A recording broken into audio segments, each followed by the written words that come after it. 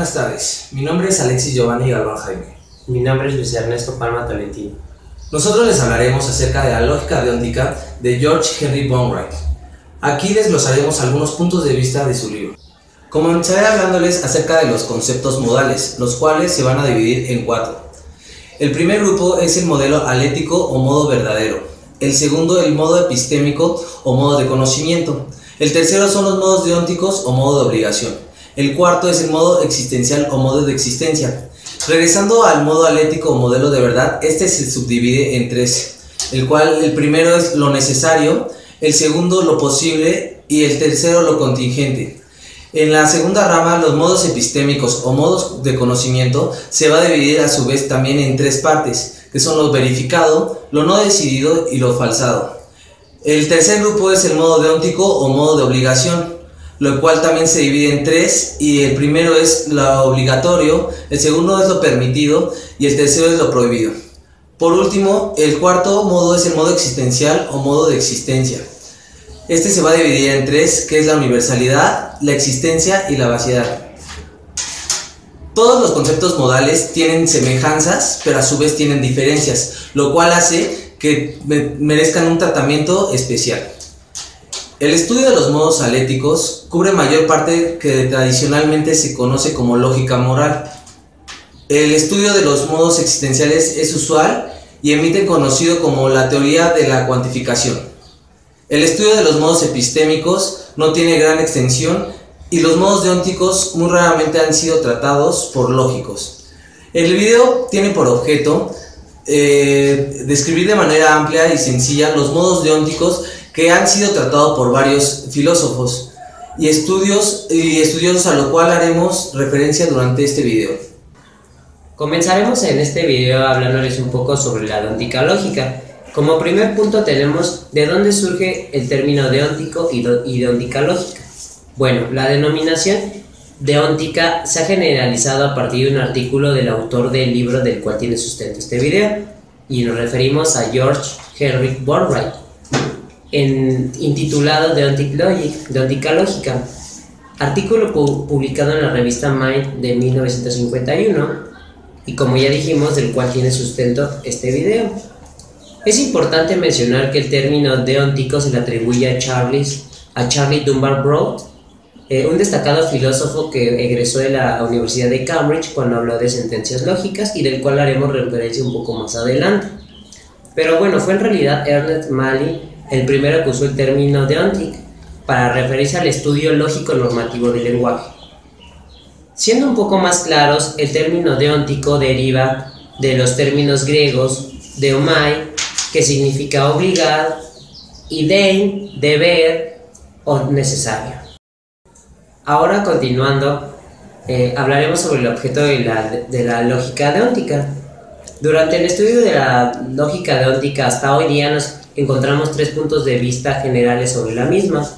En primer lugar tenemos la lógica deóntica como lógica formal de los conceptos normativos. ¿Qué quiere decir? Bueno, el autor de este libro distingue 3 grandes grupos de conceptos, entre los cuales interesan a los filósofos moralistas.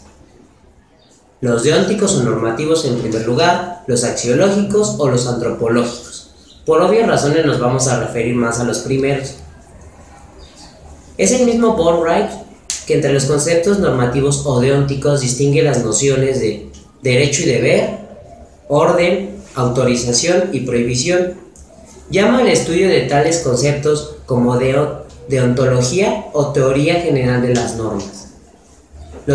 Estos 3 conceptos son distintos, pero están íntimamente relacionados. Es el mismo autor que se inclinaba a decir que él adoptaba la posición de que los valores son básicos y primarios y las normas son secundarias y derivadas. Es a partir de este punto que regularmente se dice que las normas son el instrumento para llevar a cabo la realización de estos valores. Por otro lado, el estudio de los conceptos antropológicos, que recibe la antropología física, que comprende un campo amplio donde la misma axiología y deontología serían 2 ramas. Finalmente, desde este punto de vista se entiende que la deóntica lógica es el estudio lógico formal de los conceptos normativos. Es un claro ejemplo la obligación, la permisión y la prohibición.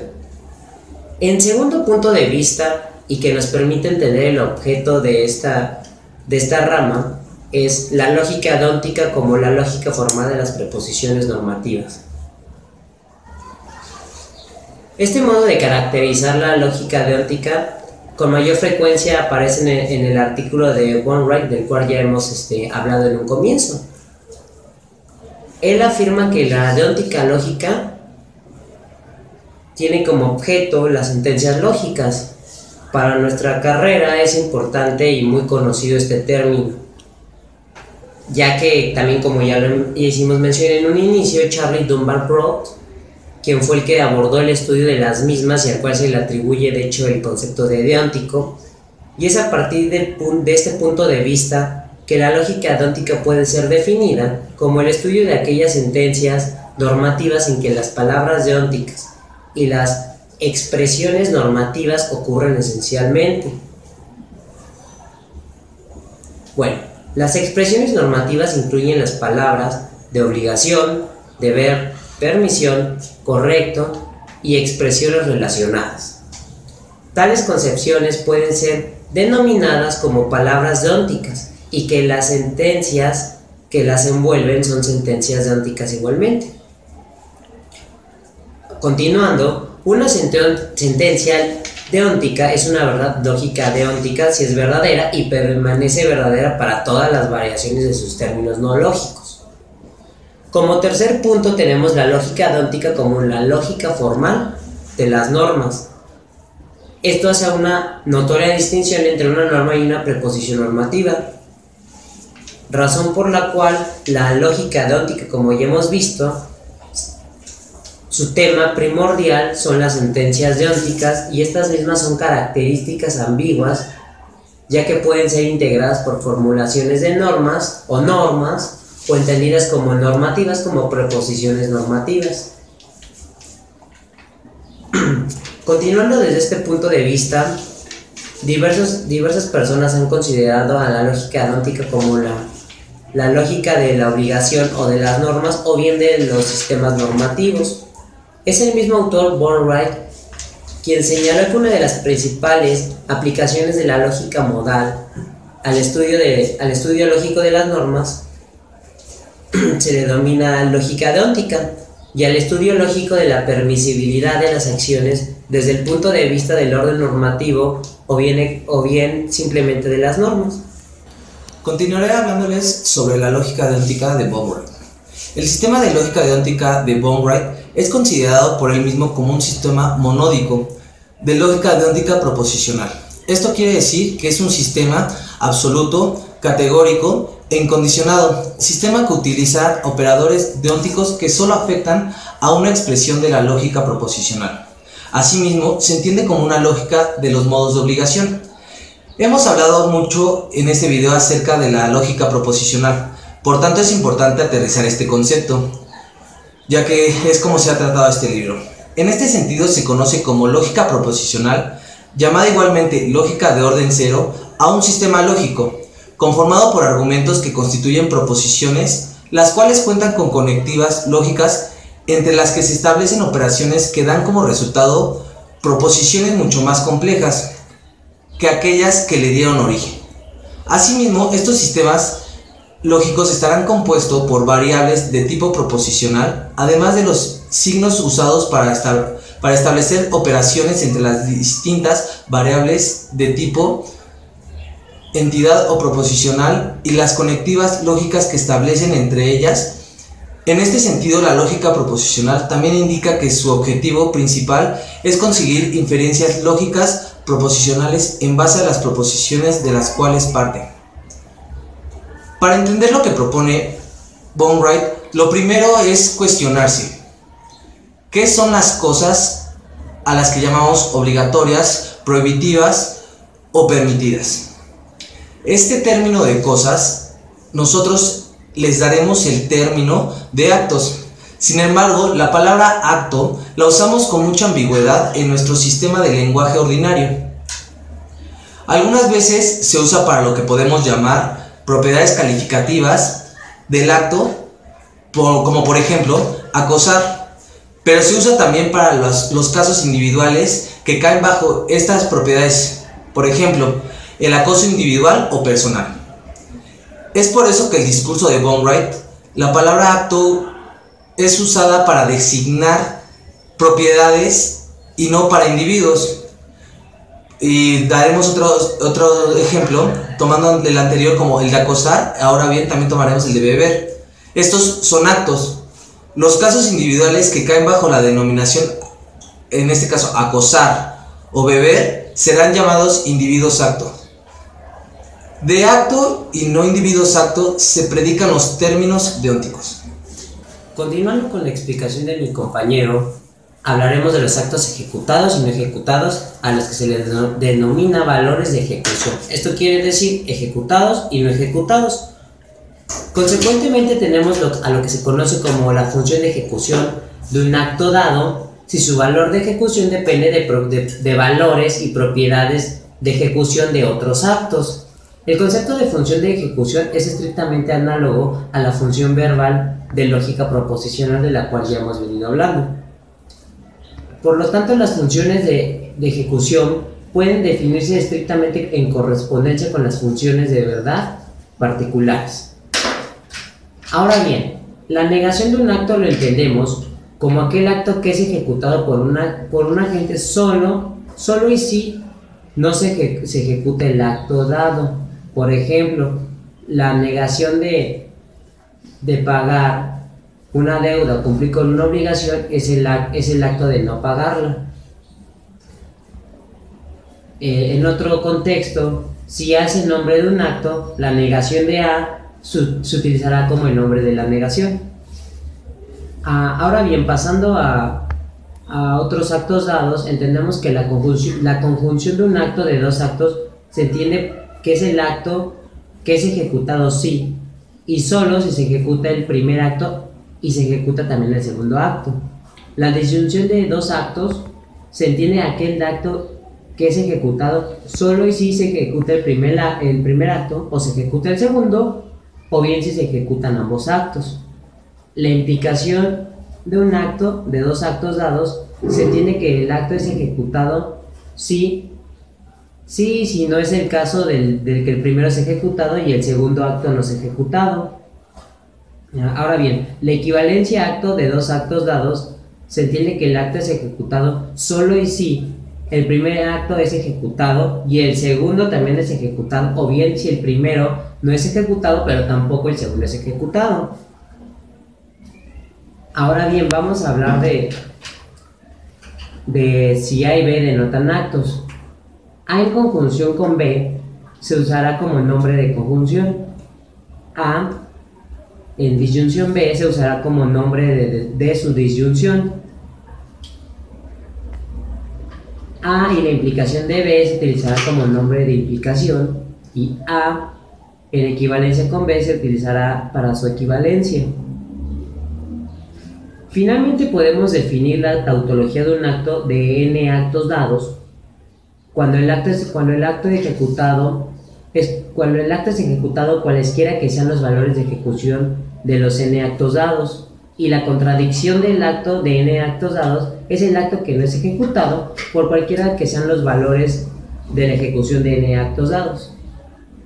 Ahora bien, pasando en cuanto al nombre atómico de un acto, el nombre de un acto no es ni el nombre en negación de otro nombre, pero tampoco ni el nombre conjunción, disyunción, implicación o equivalencia de otros dos nombres de actos. Por lo tanto, un complejo molecular de n nombre de actos podemos entenderlo como cualesquiera de los n nombres mismos, el nombre en negación de cualquier complejo molecular de n nombres, y el nombre conjunción, disyunción, implicación o equivalencia de cualquiera de dos complejos moleculares o de n nombres.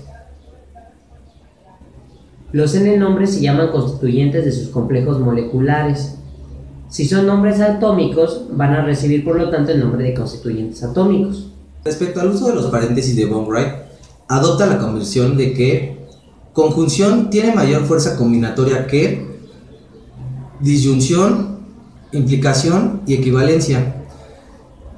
Disyunción tiene mayor fuerza combinatoria que implicación y equivalencia. Y la implicación tiene mayor fuerza de combinación que equivalencia.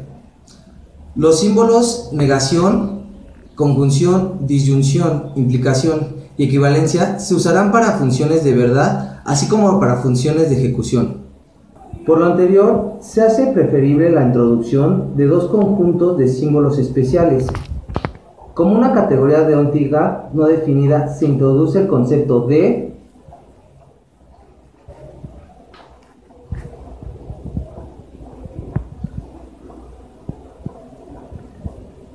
si un acto no está permitido, es denominado de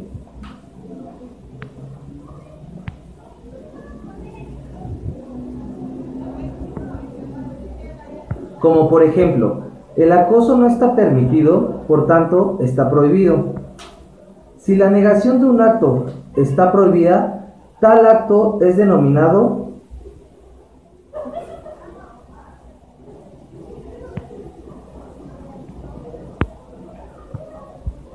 ejemplo, está prohibido desobedecer la ley, luego entonces es obligatorio obedecerla. Si un acto y su negación están permitidos a la vez, el acto es denominado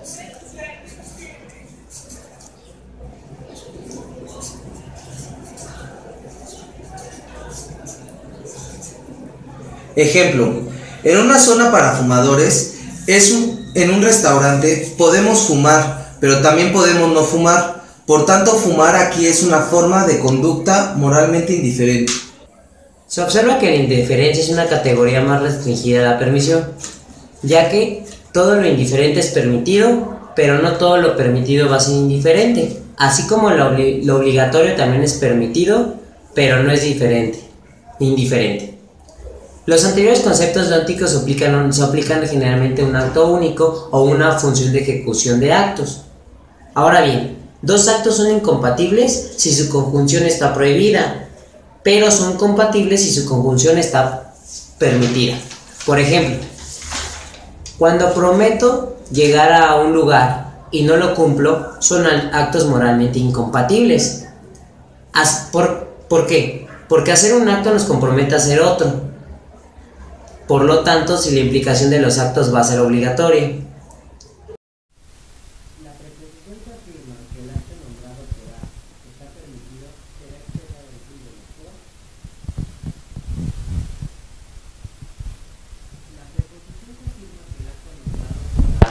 está prohibido es la negación de la preposición que afirma que está permitido y puede simbolizarse por. La preposición que afirma que el acto nombrado por A es obligatorio es la negación de la preposición que afirma que la negación del acto está permitida y llega a simbolizarse por o. La preposición que afirma que el acto nombrado por A es moralmente indiferente puede simbolizarse por.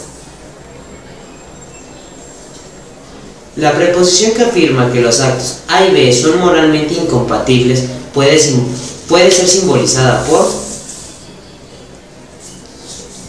Finalmente, la preposición que afirma que la ejecución del acto nombrado por A nos compromete a ejecutar el acto nombrado por B puede ser simbolizada por. Ahora bien, significa lo mismo la anterior los siguientes dos símbolos.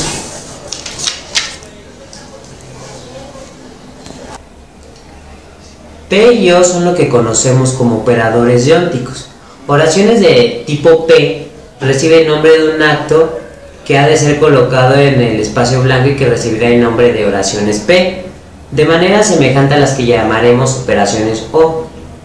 En el sistema de deóntica lógica de Wainwright se versa sobre el estudio de preposiciones y funciones veritativas de proposiciones acerca de lo obligatorio, lo permitido, lo prohibido y otros caracteres deónticos, por ejemplo los derivados de los actos y las funciones de ejecución de los actos. Ahora bien, la importancia particular de la lógica deóntica que ha tratado este autor es que plantea desarrollar una técnica para decidir si las preposiciones que está estudiando son lógicamente verdaderas o no. Este es el problema de la decisión. Algunas veces los complejos moleculares de las oraciones o de la negación de o negación de P expresan verdades lógicas por razones que no tienen nada que ver con el carácter específico de los conceptos deónticos. Vamos a poner un ejemplo.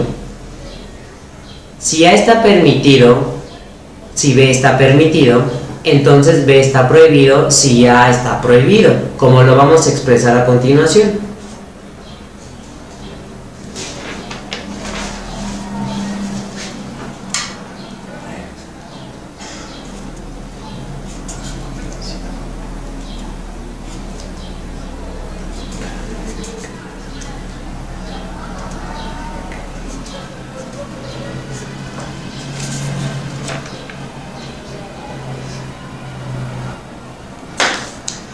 Esto es una verdad lógica.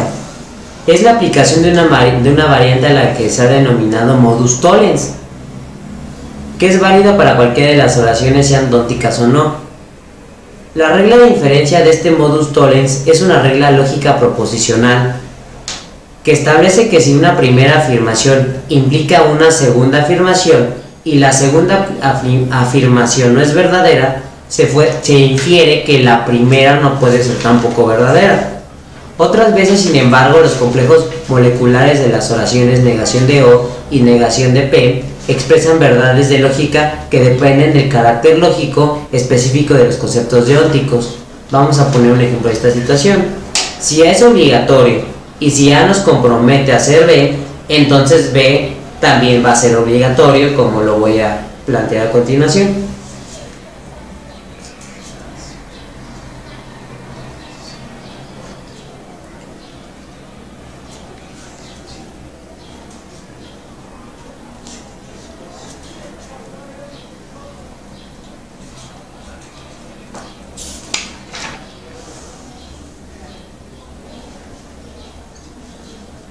Esta es una verdad lógica que es válida por razones generalmente formales. Sin embargo, lo que hace interesante el estudio de la deóntica lógica no es la aplicación de un esquema válido para que una oración sea deóntica o no, sino la existencia de verdades lógicas que son peculiares de los conceptos deónticos que hemos tratado y que la hacen interesante a la misma. Y es para el manejo formal de estas expresiones que el autor Bornwright va a establecer dos principios de los cuales vamos a hablar a continuación. Como bien mi compañero ya lo mencionó, les hablaremos de los dos principios de Bornwright, en el cual yo comenzaré hablándoles del primer principio, que es el de distribución deóntica. Diremos que permitido y prohibido son los dos valores deónticos. Un acto se denomina una función deóntica de otros actos, si el valor deóntico del primero depende exclusivamente de los valores deónticos de los últimos. Consideramos primero lo siguiente: la negación de un acto dado. Del hecho de que A es igual a ser ejecutado y el del hecho de que negación A no es igual a no ejecutado. Pero del hecho de que A es permitido, no podemos concluir nada acerca del carácter permitido o prohibido de negación A. Unas veces negaciones A es permitido y otras no. Si negación A es lo que hemos llamado indiferente, entonces negación A es también permitido. Pero si ocurre que A es obligatorio, a la vez que permitido, entonces negación A estará prohibido. Un ejemplo es: en la zona de fumadores de un restaurante está permitido no fumar y también no fumar. Sin embargo, en la zona de no fumadores del mismo restaurante está permitido no fumar y fumar está prohibido. Ahora veamos la conjunción de actos. A partir del hecho de que A y B son ejecutados, ambos son igual a conjunción B, que es igual a ejecutado. Pero de hecho de que A y B son permitidos, no se sigue de que A conjunción B estén permitidos. Algunas veces A conjunción B pueden estar permitidos ambos, pero hacer uno de ellos puede no comprometerme a hacer el otro.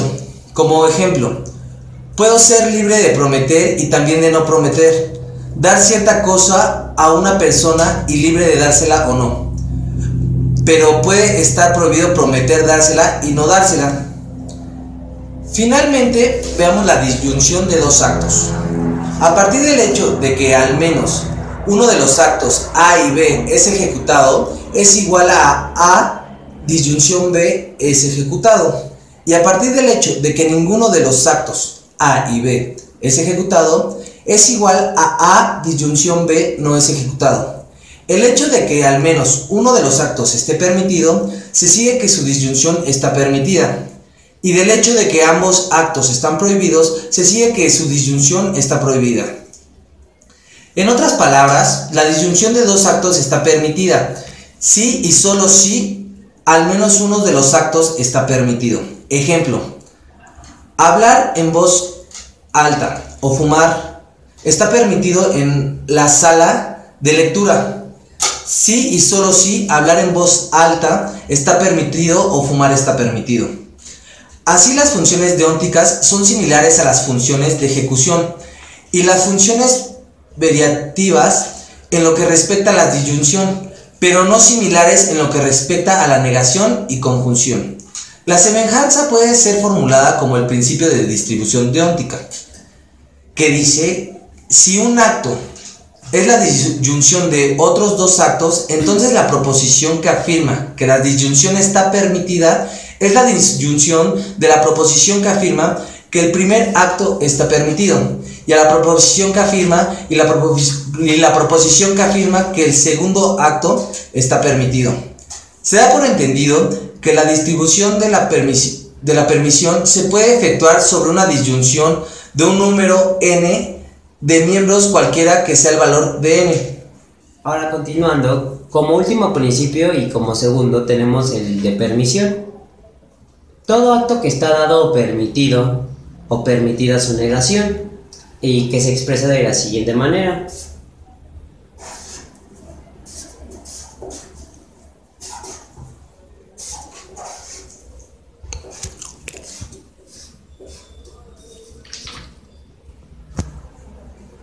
finalmente, con base en tales definiciones y principios que nos ha aportado el autor de esta obra, que es Bornwright, este ha desarrollado un principio de decisión que puede determinarse mediante fórmulas que son teoremas. El procedimiento se basa en en tablas de verdad de expresiones llevadas a su forma normal disyuntiva perfecta. Y bueno, es importante mencionar que este trabajo, como ya lo hemos mencionado, tuvo como base el libro de Lógica Deóntica publicado por Heinrich von Wright en 1951.